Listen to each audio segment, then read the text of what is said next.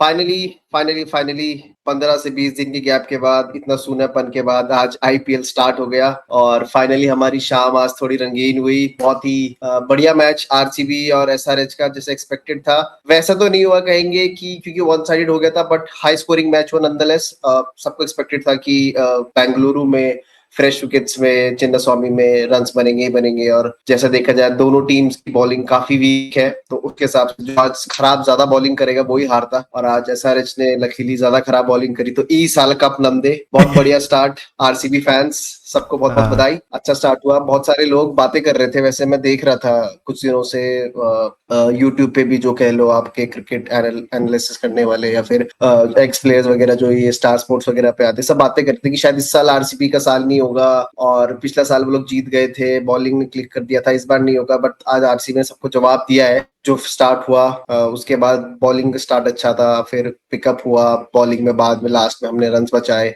Batting में pickup करा शुरू से ही, बैटिंग का तो सबको पता ही था। All in all a great start for RCB. हाँ यार, मतलब एज यू सेड कि फाइनली वही क्रिकेट देखने को मिला आज इतने दिनों बाद। जो शाम जो खाली खाली जा रही थी वो फाइनली आज शुरू हुआ। और वही हमने भी डिस्कस किया था क्योंकि पिछले वीडियोस में कि आरसीबी ही जीतेगी। तो आरसीबी के पास हेजलवुड नहीं था, यश दयाल नहीं था, और उनके पास नुआन तुसारा भी नहीं था। तो एक तुषारा। तुषारा भी नहीं था वही।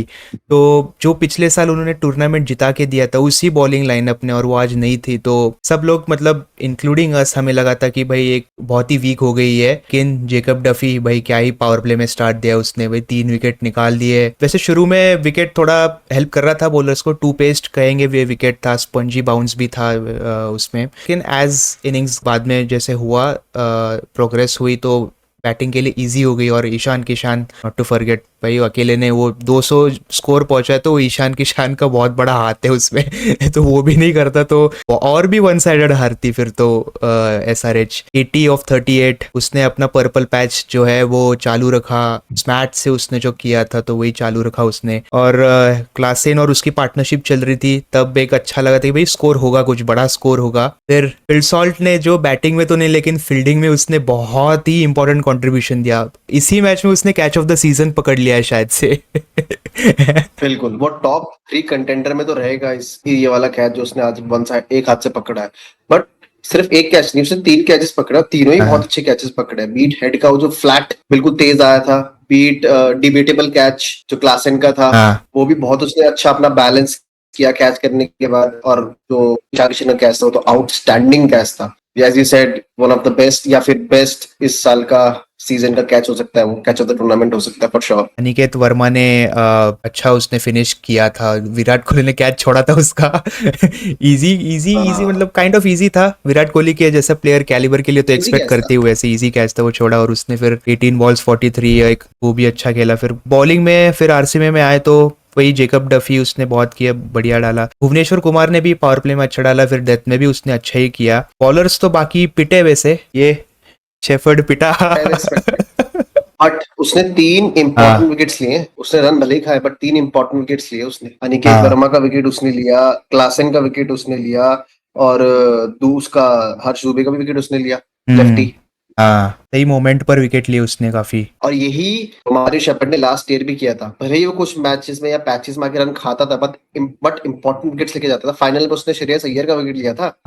श्रेयस हाँ। अय्यर ने स्टार्ट भी नहीं दे पाया था, तो रवारी शेफर्ड के पास वो नैक है कि वो विकेट लेके जाता है। बट एज यू सेड कि विराट कोहली वाला कैच वो इजी कैच था। वो कैच इजी और डिफिकल्ट उस बेसिस पे बनता है कि आप उस कैच तक पहुंच पाए कि नहीं पहुंच पाए, और विराट कोहली की फिटनेस को सबको पता है, वो कैच तक पहुंच गया था और वो वहां से स्लिप हुआ, तो वो कैच ड्रॉप ही माना जाएगा। मतलब वो इजी कैच था विराट कोहली के स्टैंडर्ड्स को लेके। Exactly exactly. और लेकिन फिल सॉल्ट का कैच का क्या कहना चाहेगा तू भाई? मेरे को मतलब फर्स्ट ग्लांस में लगा ना कि भाई उस क्वेश्चन को टच हुआ है, जैसे फ्रंट एक एंगल से लगा ना, लगा कि भाई कुछ तो टच हाँ, हुआ है। उन्होंने ज्यादा बार देखना चाहिए था, मुझे तो ऐसा लगा। उन्होंने बाद में भी कुछ दिखाया नहीं, मतलब वो बाद में डगआउट में हाँ। भी गया तो उन्होंने बाद में रिप्लेज इतने दिखाए नहीं, बट पहले ग्लांस में तो ऐसे लगा कि भाई लगा है कुछ तो एक फ्रंट एंगल से। नहीं, मुझे भी ऐसा लगा जब वो साइड वाला एंगल था। बात ये है कि ह्यूमन बॉडी वेट अगर उस स्कर्टिंग पे टच होगा तो वो हल्का सा तो हिलेगा। वो बहुत लाइट होता है। जो एक रोप के ऊपर वो स्कर्टिंग लगाया होता है ना, ब्रांडेड वाला, वो बहुत लाइट होता है, तो अगर उस पे ह्यूमन बॉडी टच होगी तो वो हिलेगा। बट वो बिल्कुल भी डिविएट नहीं किया उसने, और वही अंपायर ने भी बोला। कि वो बिल्कुल भी नहीं हिला है, तो वहां पे वो कंक्लूसिव हो गया था कि शायद टच नहीं हुआ है। बट वो पहले जो ग्लांस था, पहला जो व्यू था, उसमें लगा कि शायद टच हुआ है। वही मैंने जैसे शुरू में बोला, डिबेटेबल कैच है। अगर आरसीबी की बैटिंग की तरफ आए तो भाई तोड़फोड़, पूरा तोड़फोड़। देवदत्त पडिक्कल टीडीपी। ओ, मैंने इसीलिए अपने प्लेइंग 12 में भी उसको इन्वॉल्व किया था ओवर वेंकटेश अय्यर, क्योंकि he is a much much much better batter than Venky. Classy batter, classy slogger नहीं है वो, क्लासी बैटर, स्लॉगर नहीं है वो। स्लॉगर नहीं है। उसने क्या क्लासिक शॉट आ रहे हैं, और सिर्फ टाइमिंग से उसने जो शॉट्स खेले। और अश्विन भाई, अश्विन आज हिंदी कमेंट्री में आया, मैं सिर्फ हाँ अश्विन की वजह से हिंदी कमेंट्री देख रहा था, क्योंकि उसका एनालिसिस ऑन पॉइंट है और उसने बहुत बढ़िया चीज पकड़ी। देवदत्त पडिक्कल ने क्रीज का कितना अच्छा इस्तेमाल किया, कभी इधर शफल हो रहा था, कभी उधर शफल हो रहा था, कभी स्टेप आउट कर रहा था, कभी डीप इन द क्रीज जा रहा था, तो बॉलर के दिमाग के साथ भी खेल रहा था। और इस राइट चीज से बहुत फर्क पड़ता है बॉलर की लाइन और लेंथ पे, क्योंकि आप इतना शफल और आगे पीछे कर रहे हो और उसके बावजूद इतना बढ़िया टाइमिंग से वो शॉट्स खेल रहा था, स्लॉग नहीं कर रहा था। एग्जैक्टली। तो भाई 234 का उसका स्ट्राइक रेट, 26 बॉल पे 61, outstanding innings, outstanding. Man of the match Jacob Duffy को मिला है, बट देवदत्त पडिक्कल की इनिंग्स भी उसी लेवल की थी। हाँ दो वो किंग कोहली एक साल बाद T20 खेलने आया भाई, 38 बॉल 69 नॉट आउट, टीम को मैच जिता के ले गया। जहाँ एग्जैक्टली। मैटर बड़े होते हैं वहाँ किंग खड़े होते हैं भाई। Hats off to this guy यार। मतलब एक साल बाद एज आई सेड कि आईपीएल फाइनल के बाद उसने कोई T20 मैच खेला नहीं था, तो कितना बंदा आउट ऑफ टच था उस फॉर्मेट से। और उसने कितने ही वनडे मैच खेले हैं उस बीच में भी, और सिर्फ वो दूसरे देश में, लंदन में, उस वेदर में। अभी तुझे भी पता है कि लंदन में वेदर बिल्कुल ठंडा है इस समय, यहाँ पे आके बेंगलुरु में इतने ह्यूमिड वेदर में और गर्म वेदर में आके अपने आप को एक्लेमेटाइज करना। हाँ, इसी वेदर में पला बड़ा है, बट वो जब आप दूसरी जगह रहते हो तो एक्लेमेटाइज करना एकदम से, और आप क्रिकेट खेल रहे हो तो वो बहुत मुश्किल होता है। फ्रेम ऑफ माइंड में आना कि भाई T20 तेज खेलना है, मुझे compete करना है अभिषेक शर्मा से और वैभव सूर्यवंशी से, और इन सबसे compete करना है भाई। 181.58 का स्ट्राइक रेट के साथ मैच जीता है उसने। 2016 वाला किंग कोहली इस बार आपको दिखेगा और उससे भी बड़ा सीजन हो सकता है, बट इसने आज हाँ ग्लिम्पसेस दे दिए हैं। ऐसे ही नहीं उसको किंग कोहली कहते हैं, मैं तो उसको उससे भी ऊपर वाला ही मानता हूँ, जीनियस ही मानता हूँ मैं तो उसको। ही is a genius, chase master. और चेज मास्टर, मतलब जब देवदत्त पडिक्कल मार रहा था तो सिंगल डबल दे रहा था देवदत्त पडिक्कल को कि भाई मार। पडिक्कल आउट हुआ तो उसने फिर थोड़ा चार्ज किया, बट फिर रजत पाटीदार ने आगे बहुत ही ज्यादा प्रेशर हटा। हाँ 12 बॉल में 31 रन मार दिए उसने। रजत पाटीदार भी अलग ही फॉर्म में था आज। तो हाँ। आरसीबी ने तो जहां लास्ट सीजन छोड़ा था वहीं से पिकअप किया है भाई। तो बाकी 9 teams watch out for RCB again इस साल कप नमदू। और सनराइजर्स की बॉलिंग पर तो कोई नहीं भाई, क्या ही बोले उन पर, क्या ही बात करे। कुछ मजा ही नहीं है, कुछ नहीं दिखाया उन्होंने, एक भी उनकी बॉलर बॉलिंग ने। के बारे में जितना बोलो उतना ज्यादा है। ये भाई मतलब सच में ये वेस्ट हो जाएगा, टाइम ही वेस्ट हो जाएगा, कुछ कोई नहीं। भी नहीं था, टाइम कोई वेस्ट हुआ नहीं। है, कुछ भी नहीं था उनकी बॉलिंग में। मतलब एक बॉलर भी ऐसा नहीं लगा जो आके विकेट लेगा। डेविड पेन को जो 2 विकेट मिले वो भी सबको दिख रहा है कैसे हाँ मिले। एग्जैक्टली। पाटीदार भी मारने जा रहा था, जितेश शर्मा ने भी पुल किया, मतलब नथिंग, कुछ भी नहीं था। ईशान किशन ने कैप्टनसी बहुत बेकार करी, कीपिंग बहुत बेकार करी। भाई कीपिंग 2 चौके कितनी छोड़े हैं बेकार उसने, करी, बहुत 2 बेकार चौके करी। छोड़े हैं उसने भाई, और कैप्टनसी बहुत बेकार करी उसने। अपने बॉलर सही से यूटिलाइज नहीं करे। Jaydev Unadkat towards the end अच्छी बॉल डालता है, उसको उसने पावर प्ले में 2 ओवर। हर्षल पटेल को वो 9 ओवर के बाद, 8 ओवर के बाद लेके हाँ आया है, जो उनका इतना अच्छा बॉलर है। टिपर वगैरह डालते रन पड़ रहे थे, उसको लाना चाहिए था। ईशान मलिंगा शायद पावर प्ले के अंदर का बॉलर है, जहाँ पे उसका बॉल थोड़ा स्विंग हो सकता है। उसको आपने पावर प्ले के बाद 7वां ओवर दिया। मेरे तो समझ से बाहर है कि ईशान किशन ने कैसी कैप्टनसी करी। नीतीश कुमार रेड्डी को पहले 2 ओवर दे दिए, ठीक है, अगर उसका बॉल स्विंग होता तो समझ में आता, बट 2 ओवर पावर प्ले में देना और ईशान मलिंगा वगैरह को नहीं देना, ये तो लॉजिकल नहीं है। पैट कमिंस बहुत बड़ी कमी है जो उनको खली है आज। वो बहुत तगड़ा बैलेंस लेके आता है और उधर कैप्टनसी भी अच्छी करता है, कैप्टनसी तो अच्छी सारी है। चीजें स्ट्रिंग्स को होल्ड करके रखता है। तो आज वो मिसिंग था। बाकी बैटिंग में तो दोनों जो दानव थे ऊपर से चले नहीं, अभिषेक शर्मा और ट्रेविस हेड। लकीली हाँ तो हमारे लिए अच्छा रहा। एग्जैक्टली नीतीश कुमार वही। रेड्डी के बारे में क्या कहना है यार? मुझे तो नीतीश कुमार रेड्डी का समझ में नहीं आता। वो तो मुझे कब से, मैंने वो मेलबर्न की इनिंग के बाद से मैं उस रन बनाते हुए नहीं देखा। पता नहीं यार, मतलब एक तो ना उसको बहुत फास्ट ट्रैक किया है मुझे लगता है, क्योंकि उसका एक सीजन आईपीएल में अच्छा गया तो उसको सीधा इंडियन टीम में बुला लिया, और वो भी टेस्ट में। नहीं, पहले T20 खेला था, फिर सीधा टेस्ट दिया था उसको। उसको खिलाओ यार, डोमेस्टिक खिलाओ, रणजी खिलाओ, पूरा घिसा दो उसको वहां पे, और फिर अगर किसी इंडियन सेटअप में अगर तुमको लेना है तो लो। क्योंकि बाकी देखो ना भाई, कितने लोग हैं रणजी में बोलो, यहाँ पे बाकी डोमेस्टिक टूर्नामेंट्स बोलो भाई, घिसा रहे अपने लिटरली। देवदत्त पडिक्कल देखो अभी कितना बढ़िया उसका डोमेस्टिक सीजन गया है तीनों फॉर्मेट में, और आज देखो उसने क्या परफॉर्म किया है। और नीतीश कुमार रेड्डी का वही है, उसके ऑस्ट्रेलिया सीरीज तो बढ़िया गई थी, और लेकिन वो मेलबर्न 100 जैसा है, उसके बाद पूरा डाउनफॉल आया। इंग्लैंड सीरीज में कुछ नहीं किया, फिर बाद में भी कुछ ही नहीं किया उसने।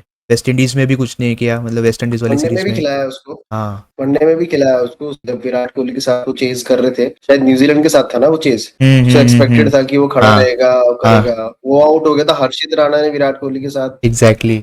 पार्टनरशिप करी थी, तो ये हार्दिक पांड्या ऐसे मोमेंट पे आउट नहीं होता था, खड़ा रहता था। हाँ तो नीतीश कुमार रेड्डी को अगर इंडिया का नेक्स्ट बिग ऑलराउंडर बनना है तो परफॉर्मेंसेस तो देनी पड़ेगी भाई। आज भी 1 रन, 6 बॉल में 1 रन, इतना स्ट्रगल कर रहा था वो, इतना भी कोई बॉल स्विंग और सीम नहीं हो रहा था कि वो सिंगल ना निकाल पाए भाई। अनिकेत वर्मा को मेंशन करना बहुत जरूरी है आज के लिए। 18 बॉल 43, और क्या क्लीन हिटिंग करी है उस बंदे ने, 100 मीटर का छक्का मारा है आज एक, हाँ। Clean clean clean hitting. और इयन बिशप ने पता नहीं उसका कहाँ से कहाँ का वो रिलेशन तो ऐसा निकाल ही दिया कि करता उसके है।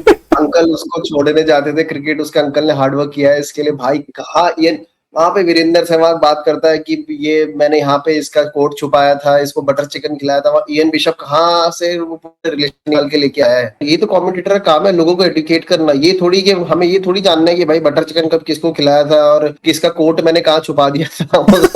ठीक है वो मस्ती मजाक के लिए ठीक है, बट अश्विन के आने से थोड़ा हिंदी कमेंट्री सच देखने लायक हुई में है, सच में। वरना तो भाई क्या ही बातें होती हैं वहां पे। But coming back to Aniket Varma भाई, वेरी क्लीन हिटर, वो प्रोस्पेक्ट है आगे के लिए मेरे हिसाब से। तो आगे जाके अगर इंडियन टीम को एक हिटर की जरूरत पड़े, अनिकेत वर्मा और शशांक सिंह, ये 2 नाम मेरे को सामने आते हैं जो अच्छी हिटिंग करते हैं और मतलब मैच फिनिश कर सकते हैं। अनिकेत वर्मा हमने तीनों ने अपनी टीम में डाला भी था जब हमने टीम्स बनाई थी, और हमने स्ट्राइक रेट की बात भी करी थी। 160 का स्ट्राइक रेट था उसका पूरे सीजन का लास्ट ईयर, और आज उसने 238 के स्ट्राइक रेट से खेला है, जहां 150 फॉर 6 हो गई थी। 201 पहुंचाने में अनिकेत वर्मा का ही हाथ था सारा। सच में यार, मैं और यंग ही है, 24 साल का ही है अभी भी वो, और क्लीन हिटिंग जैसे तूने बोला, और मजे आते हैं भाई उसके छक्के देखने में, आई प्लीजिंग जो बोलते हैं ना, वैसे ही छक्के होते हैं भाई हाँ। उसके। मुंबई और केकेआर, और मुंबई के डगआउट से खबर आ रही है कि मिचेल सैंडर और विल जैक्स नहीं खेलेंगे कल, दे आर अनअवेलेबल। अब पता इंजरी नहीं, है, इलनेस है। हाँ सैंडर तो एक से अभी वो रिपोर्ट किया है, सीरीज भी खेल कर आया है ना शायद से, तो इसीलिए शायद अभी हाँ। नहीं होगा वो साउथ अफ्रीका। और विल जैक्स भी अवेलेबल नहीं है,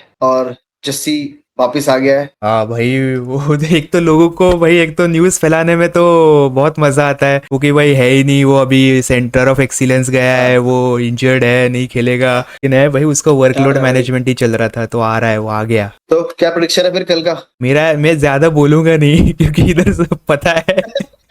मैं कुछ बोलता हूँ उसका उल्टा होता है, तो फिर भी मैं एमआई बोलूंगा, बस इतना ही, उसके ऊपर मैं नहीं अपना कुछ अपने इनपुट्स डालूंगा कि कैसे क्या क्या